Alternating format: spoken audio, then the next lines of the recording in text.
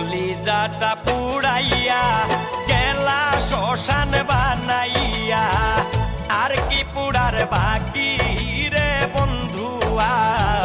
কলিজাটা পুড়াইয়া গেলা শ্মশান বানাইয়া, আর কি পুড়ার বাকি